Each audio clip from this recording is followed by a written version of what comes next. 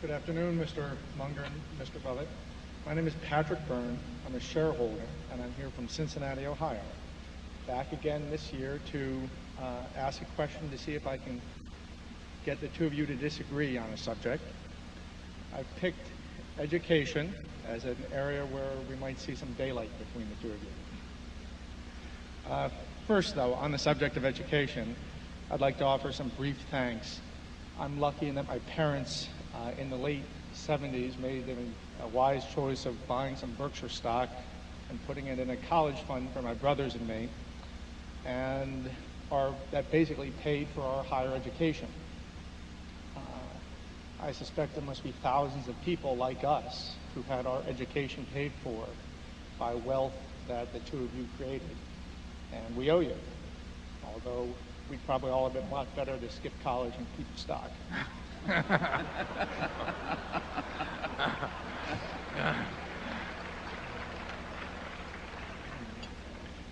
Well, on the subject of education, Milton Friedman has said, or has written, that if you really care about poverty in the U.S. and the disadvantage of women and minorities and so on, and you could cure one single thing in the U.S., it would be the public education system. Mr. Buffett, of course, you've been very publicly supportive and done many things, and I'm sure Mr. Munger has as well, for public education. And I noticed last year in this annual meeting, Mr. Munger, well, both of you business schools, but Mr. Munger, he was a tad critical, I would say, of the U.S. public education system. And I wonder if you two agree with what Friedman says and what you think the importance of public education is and what might be done to improve it. I'm going to let Charlie go in a second, but I just want to say Patrick Byrne is the son of Jack Byrne, who made a fortune for us by resuscitating Geico when it got into trouble in the mid-'70s. In fact, I met Patrick's dad on a Wednesday night about 8 o'clock at night in Washington when Geico was bankrupt, and it was very close to being declared so. And after talking with about 3 hours that night, the next day I went out and bought 500 and some thousand shares of Geico that Davey referred to at 2 1/8, so which is 40 cents on the stock that we paid $70 for later on. So Patrick's dad, we may have made the Byrne family a little money. He made us a lot of money. Patrick is now running Fetchheimer's in Cincinnati and doing a sensational job. His brother Mark, on June 30th, if we hit the target date, will be establishing a major operation in London and Bermuda that will in which we will be a very large partner. So he's only got one other brother left, and he's out playing golf in California, but if times get tough, we're going to try and recruit him too. Now, Charlie, with all that time to prepare, what do you have to say about education? Well, I certainly agree with Milton Friedman that it would be hard to name one factor, if we could fix it, that would be more worthy of fixing than particularly the in education, where the failures are so horrible in many big cities particularly. So yes, I think it's a terrible problem, and it needs fixing. Of course, there's a huge debate as to what the best way is to fix it. And I am skeptical myself of big city school systems getting fixed under their own momentums. In other words, I'm quite sympathetic to the people who say we may have to go to an alternative like vouchers, that the incentive structure has gotten so bad in some places that you can't fix it with evolution. It takes revolution. Warren, you're more optimistic about well, I'm not necessarily more optimistic. I probably feel, though, that democracy without a good public school system available to the entire population is sort of a mockery, because there's so much inequality to start with. I mean, it isn't just inequality of money, but I mean, my kids, whether they inherit any money, or your kids, whether they inherit any money, compared to the kids of somebody that where both parents are struggling to keep the place going, or maybe just one parent and living in poverty. I mean, it is so unequal to start with that giving those who are generally higher up, who have chosen the wrong womb, I think that's just, I don't think the society should tolerate that, or a rich society should tolerate it.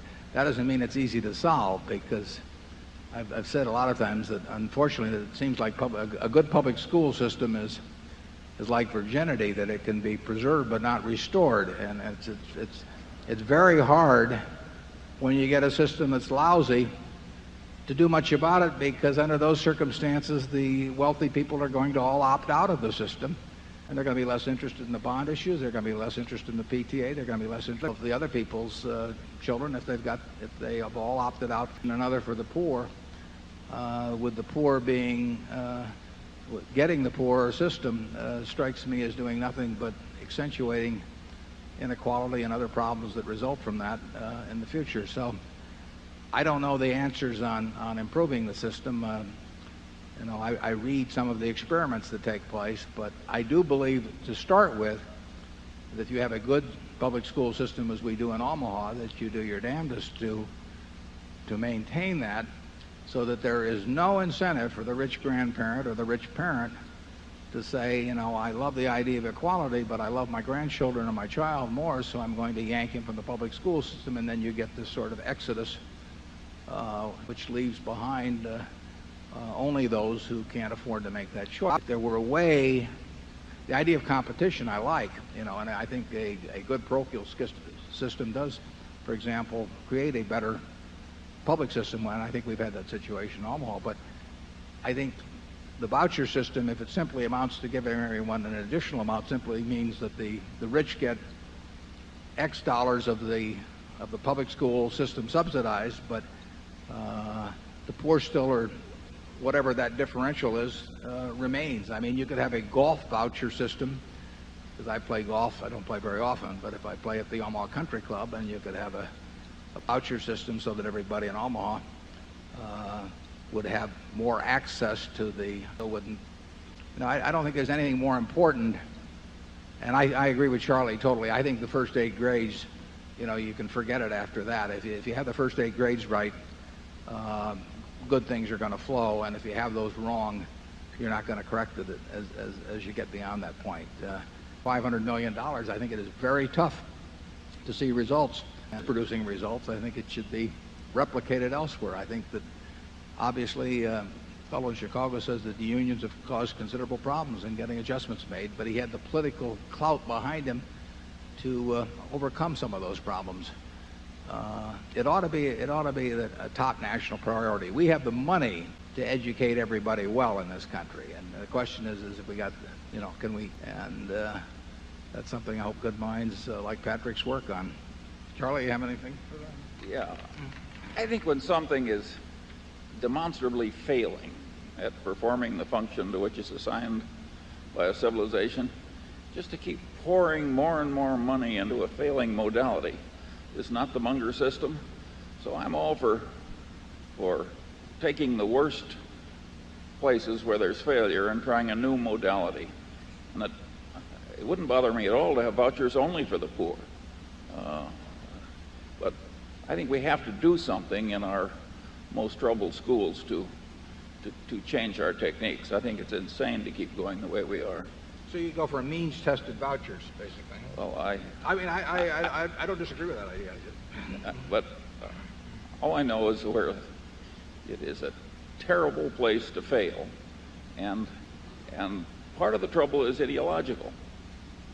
If you have a absolute rule, there can't be any tracking by ability, no matter how much better reading can measurably be taught by systems that involve tracking.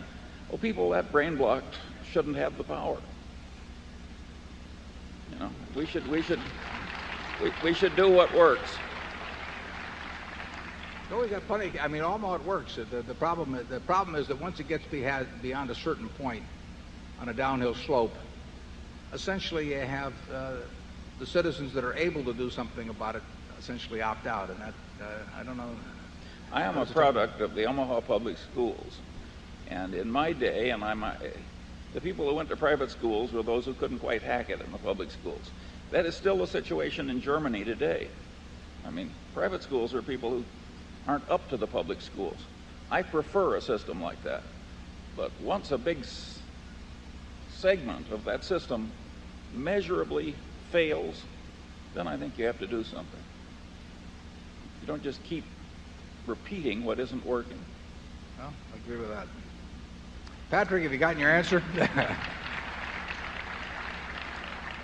Let's go to Area 5.